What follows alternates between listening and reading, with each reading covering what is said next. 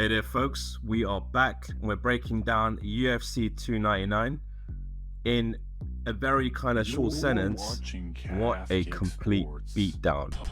It was utter domination from bell to, from pillar to post. And a lot of people are basically saying it is a masterclass. Now, what do you think, Ray? Because a few people are kind of arguing in the comments whether this is a masterclass, but then other people are like, you can't really have a masterclass against the stationary object. What do you think? Yeah, here's where it gets techie. Yeah. Masterclass on show. As much things I like to say about Malley, about him not being he's a star. He's not a superstar, my opinion. He's a star, he's not a superstar. But when it comes to dialing in, when the pressure is on, that guy steps up to the occasion. I think that's not to be underestimated. But Vera, as good as he is, was not the number one contender. So it was a great performance. You know what it is? It was a great showcase for the skills that he has and the way that he's improved since their first fight. So I get it. And he wanted to get that back on his record because he did think he was better than him at the time. So he showed that he's got a higher ceiling than what he did before and put on quite the display. He stayed calm in a storm because he got caught sometimes. And he still showed that he had the fight left in him to still keep going. And yeah, but what I will say is that wasn't a number one contender. That was similar to when Conor was on the rise and then he beat, ironically, who we'll speak about later, Dustin Poirier, where this is a top contender, but he's not the contender. So that is still Mehrab that he needs to fight, but let's not take away from Sean. Great performance. Great dialing in. He is who he says he is, and kudos to him. He put on the performance, and shout out to Vera as well, because the knee he took and kept going forward is crazy. Yeah. I mean, it was I not many human beings can take that knee under 155 pounds. Chito ate it like you heard it in real time, and I remember even the commentary team were just like, it sounded like a bat hit. Like what did Rogan say? It sounded like a bat hit a melon. Like the sound was thudding, and it was just like, oh. And Chito was just like, bam, took it. I think it was either the knee or the punch that messed up his eye, because I think the fifth round you can see him kind of like, there was one punch directly to there was a hit directly to the eye where it was just kind of like, shit, I can't see through this, but he soldiered through, so credit to him. Yeah, no, it actually genuinely looked like he broke his orbital, man. Yeah. But I mean, just going through the fight, I thought Sean O'Malley did everything correct, man. He landed that jab. You know what was really impressive with Ray? He's got a really good body jab, man, that he's developed over the last fight, man. Over the last few fights, he's really developed that body jab. And I was like, damn, he's piecing up the body early.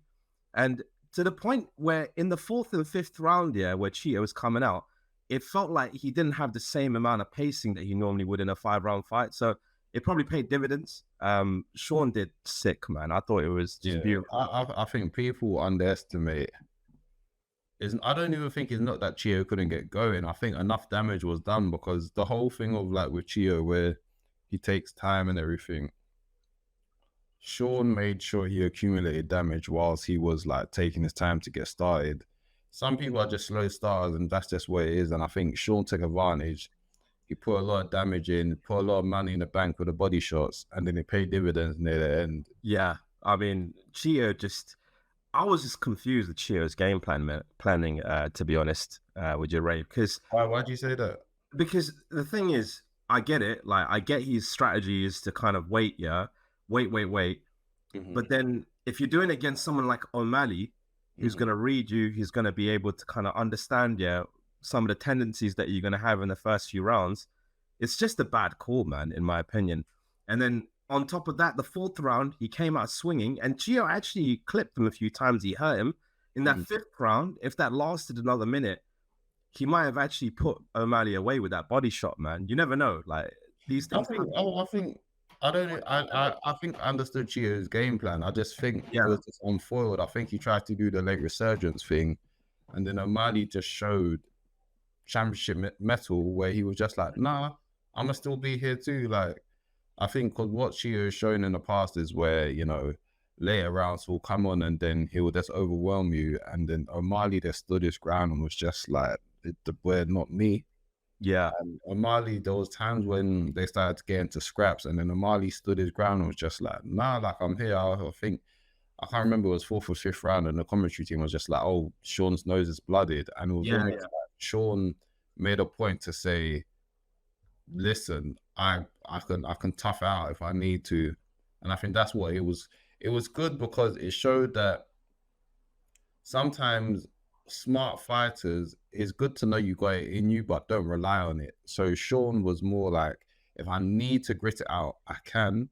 But then he composed himself. Like I said, he was calm in the storm. Like, it was just like when he got into scraps on the inside fighting, he kept his cool, and then he went back to his strategy and carried on. So kudos to Sean. Yeah, he didn't get too crazy, man. When he had Chito hurt as well with that knee. Yeah. You know, other fighters, they might have started just going a little bit more crazy, and that's where you get clipped. And against someone like Chito, you know, he'll finish you. If he hurts you once, he can finish you easily. Yeah, for sure.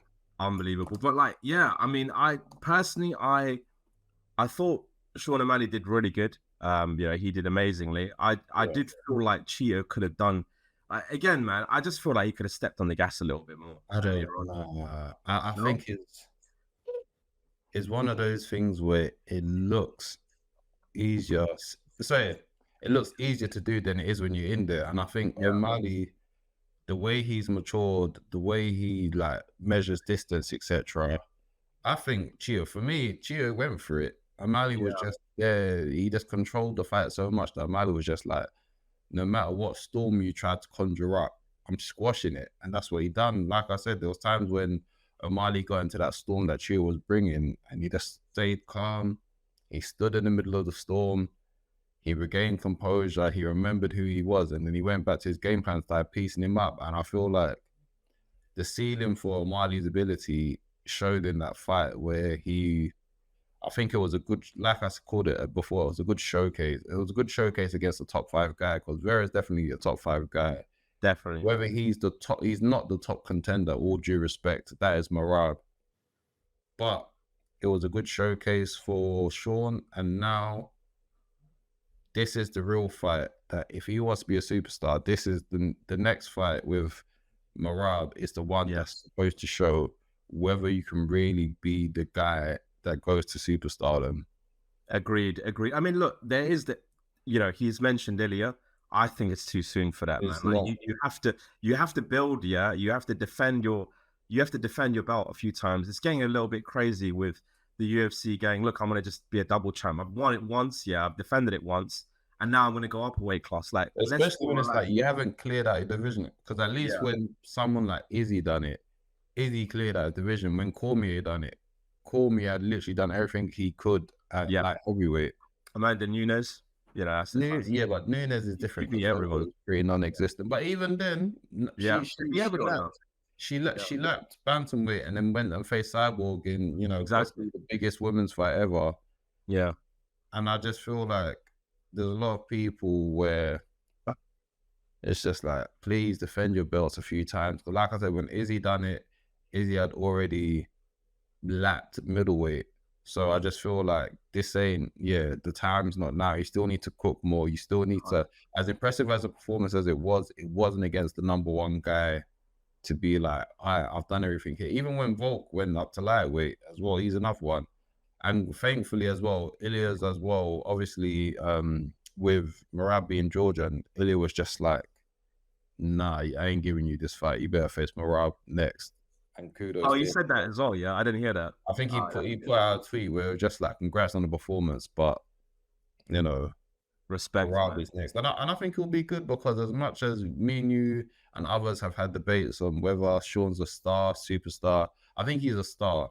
Yeah, I think he 100% he's a star. For sure. He's a star. He's not a super. For me, superstar is what Ilia is stepping into, where you got the whole country behind you. Whereas I think Sean's one's different.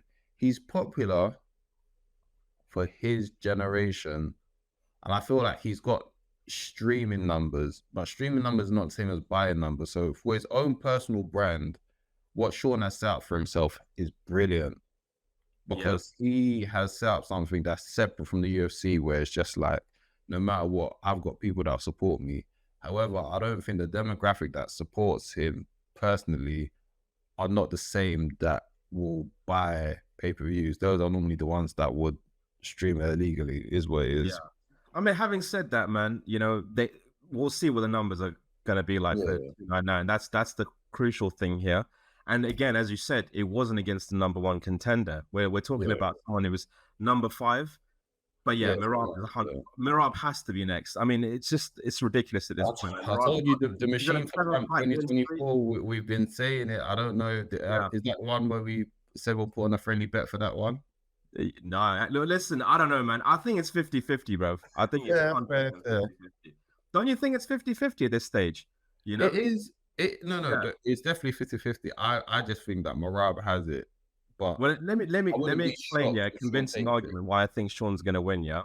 Go on. And I'll explain why. So Sean, he's really, really good at the distance game. He even did it against Chito. Chito is considerably, I wouldn't say he's much taller than Mehrab, but he's a taller man.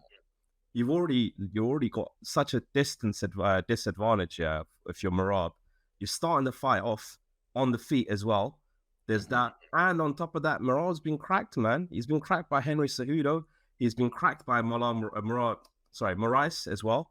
So these are people that are much shorter than him, and they've managed to hit him as well. So Sean can easily hit him. He can KO him early. That can also happen, but then it could also be a 5-round domination. I don't even, but I think he can crack. But then also with Mehrab, that is a guy that's not going to deviate from the old game plan.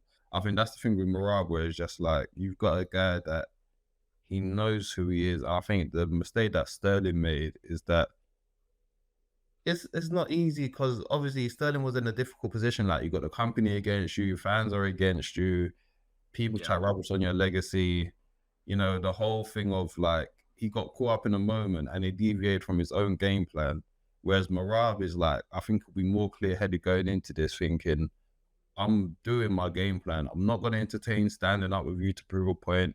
I'm not going to, you know what I'm saying, do dumbness. Mehrab is going to go in there with, like, I call this like Conor versus Habib 2, where it's just like, you had Habib who was going to stick to his game plan, and you got Conor who put up an excellent fight, which he doesn't always get enough credit for, about the fight up against Habib. So I think this is going to be part 2 of that. I still think Mehrab would win it, but I also feel like Sean is in enough good form that he could, I won't be surprised if he wins. But that's what I'm saying, man. This is a silly bet for either one of us if we make this. Because I'm 50-50, bro. But let's do it then. We'll do it. Yeah. We'll do it. If they make that fight, we'll do it. But I just think that's the only.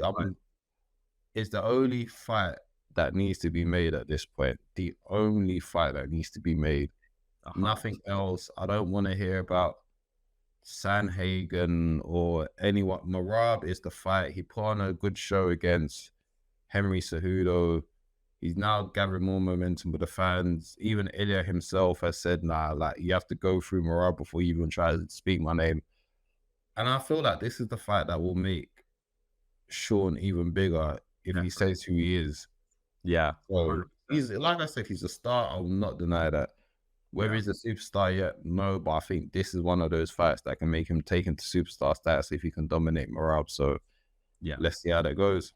Definitely. And even on top of that as well, Sean is even saying that he wants to be a bigger star than Conor. Conor's never defended his belt, ever. Yeah. This is perfect, man. You go against Mehrab, you beat him, or you beat him convincingly. Even if you get a split decision, you've always kind of surpassed some of the achievements that Conor's done. So, for sure. I don't think no one's going to reach what Conor done. No. In a long time, unless you got a nation behind. That's why I said Ilia's the closest for me, because he's got a nation behind him, the same way Conor did. So, and the way he's being celebrated at Real Madrid Football Club, for those that, the fans that live in America are not too familiar with football, that is a big deal. Yeah. And the fact that Ilia's been like, he is the guy, and I don't think no one in the UFC right now is bigger of a star than Ilia Topuria. But it's great timing as well. Spain need a superstar. For sure. And hopefully we get a big stadium. So I'm still upset that the UK hasn't got a stadium show with Leon Edwards, but that's neither here or there. Yeah, let's see. So moving on, Chito Vera. What do you do with him next? I saw Pierre Yan in the backstage kind of barking at Chito Vera, saying that he wants him next. Is that a fight you'd like to see? I'm definitely excited for that one. If they're it's for PTR, brilliant fight. For Chito, no. Chito needs to have a good fight with someone else that can't come off a loss just to build himself up again. I think there's certain things from boxing we don't always do. I was even looking, I know Song Yadong lost yesterday. I wouldn't want him against Song Yadong, but I'm looking at the rankings. It's either going to be Song Yadong or the loser from Figueiredo versus Cody Garbrandt. It depends. I think it all depends on, does Chito's team want him to rebuild against someone, or does Chito's team want him to go straight back in with a killer? I would say definitely go in with someone that's beatable just to get your momentum and then go against a killer. So that's a hard statement to say, though. Who's beatable at bantamweight? There's no one really. There's a lot of hard fights there. There's a lot of hard fights because from 6 to 10 is Henry Cejudo, Song Yadong, Figueiredo, Rob Font, and then Umar Nurmagomedov. Damn. I know Umar's probably gonna face Corey Sandhagen next because he's got the name and he's got the hype behind him. And then so you got either Cejudo, Yadong, Figueiredo, or Rob Font. And Figueiredo is gonna face Garbrandt next, so we'll see what happens.